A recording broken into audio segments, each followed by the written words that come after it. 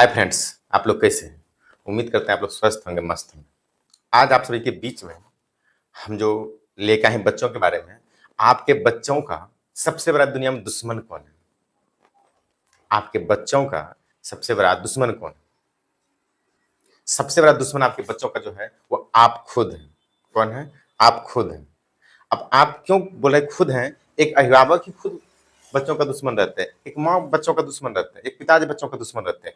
अब कैसे रहते हैं वो चीज आपके बीच हम पेश करते हैं।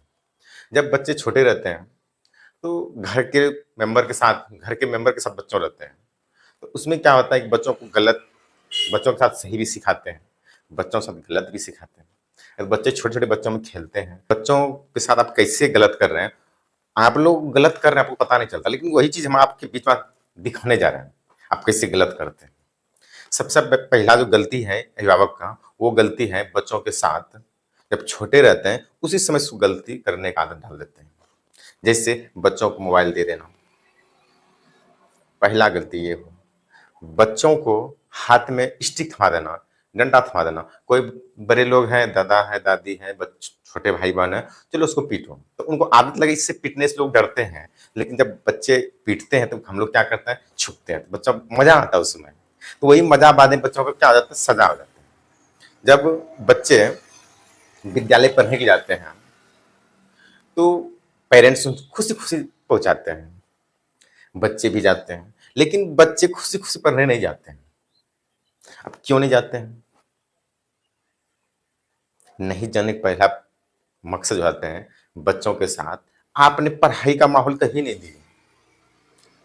ये बच्चा पढ़ाई का माहौल होना चाहिए, क्या होना चाहिए, नहीं होना चाहिए, डायरेक्ट उसको स्कूल भेजना शुरू कर देते हैं। तो सबसे पहला प्राथमिकता अपने बच्चों को घर में शिक्षा का माहौल बना कर। आप बच्चों के साथ खेलिए कूदिए, खुशी चाहिए, लेकिन खुशी के साथ खुशी खुशी शिक्षा भी होना चाहिए। लेकिन हम लोग क्या डायरेक्ट बच्चों को स्कूल में एंट्री करा देते हैं, बच्चा जाना नहीं चाहता है। अगर भी बच्चा एक और फिर गलती, आपको क्या करते हैं, जैसे बच्चा विद्यालय जाते हैं तो किसी दिन टीचर डांट दिया या तो थोड़ा सा पिटाई कर दिया, तो बच्चा के घर में बोल देते हैं। तो घर में हम लोग क्या करते हैं, बच्चों को भी बोलते हैं, नहीं बाबू तुम गलती क्या था तभी तुमको सर डांटे हैं, या तुम ज्यादा गलती क्या तभी पीटे हैं। यदि टीचर तो मारते नहीं है, वो प्यार से समझाते हैं। तो आप क्या करते हैं, सबसे पहले आपके घर में जो सबसे बड़ा कंकाल है, राक्षस है, जिनका नाम मोबाइल फोन है, कॉल उठाते हैं, कॉल उठाते हैं, तुरंत कॉल टीचर को करते हैं। आप मेरे बच्चों को क्यों डांटे, आप मेरे बच्चों को क्यों मारे, हमको पूछे थे आप। तो टीचर्स में क्या बोलेंगे, नहीं तुम तो ज्यादा उसको प्यार से समझाए, या तो हल्का सा नहीं समझ आता इसी तंटा पीटे हैं। तो टीचर कभी नहीं चाहता आपके बच्चों के साथ हम जोर जबरदस्ती पिटाई करें, बिना गलती का पिटाई करें। क्या आपके बच्चों से टीचर कोई दुश्मनी है क्या? ऐसा तो है नहीं। उनको सिर्फ शिक्षा देना कर्तव्य बनता है, वो उज्जवल भविष्य चाहता है बच्चों का। इस दुनिया में तीन ही लोग ऐसे हैं जो कि बच्चों को उज्जवल भविष्य देखना चाहते हैं, एक माँ बाप, एक टीचर। माँ बाप चाहते हैं हमारे बच्चों को उज्जवल भविष्य में मेरा नाम होगा, उसी तरह एक टीचर चाहते हैं अगर हमारे बच्चों का उज्जवल भविष्य हो जाए, सबसे पहले संस्था का नाम होगा, एक टीचर का नाम होगा। क्यों चाहेंगे आपके बच्चों को मारने के लिए? बच्चों कभी नहीं चाहते हैं एक टीचर पीटने के लिए। लेकिन हम लोग गलती क्या करते हैं, तुरंत कॉल उठाते हैं, टीचर को बोल देते हैं। तो दोबारा टीचर आपके बच्चों के साथ ऐसा नहीं करते हैं। अगर यदि पढ़ाई कर रहा है ठीक है, नहीं तो टीचर के मन में हो गया, अगर यदि हम बच्चों को फिर डांटेंगे तो जब बच्चा फिर जाकर घर बोलेंगे, बच्चा जाकर फिर घर जाकर अपने पेरेंट्स को बोलेंगे, पेरेंट्स फिर हमको कॉल करें, क्यों पीटे, हमको कॉल क्यों नहीं किए। तो दोबारा टीचर ऐसा गलती नहीं करते हैं, खुद उनका गलती वो समझ जाते हैं, नहीं मेरा गलती था, क्योंकि बच्चों को नहीं डांटना था। एक अभिभावक के नजर से, टीचर की नजर से तो उचित था, इसलिए डांटा, थोड़ा सा पिटाई किया।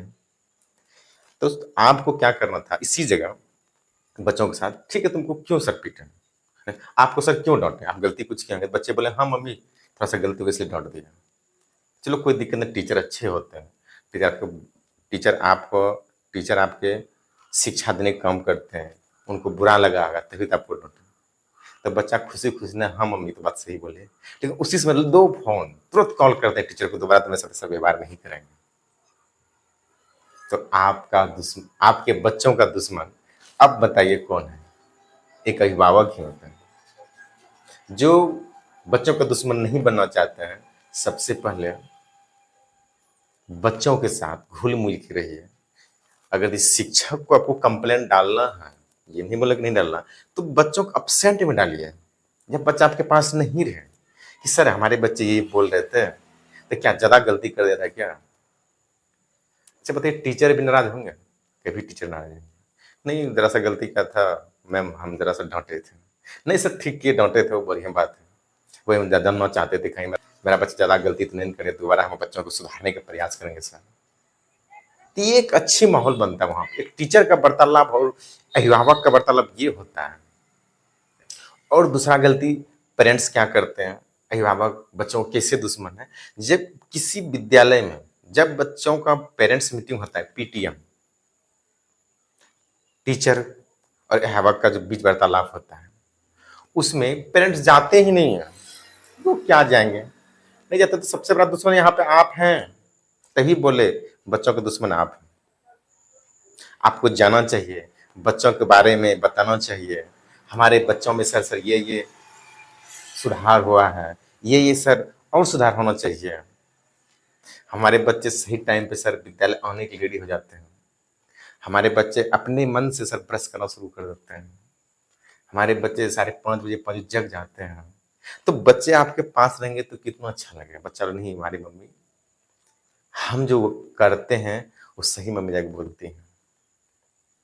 लेकिन हम लोग पेरेंट्स मीटिंग में आते ही नहीं है। अगर बाई चांस आ भी गए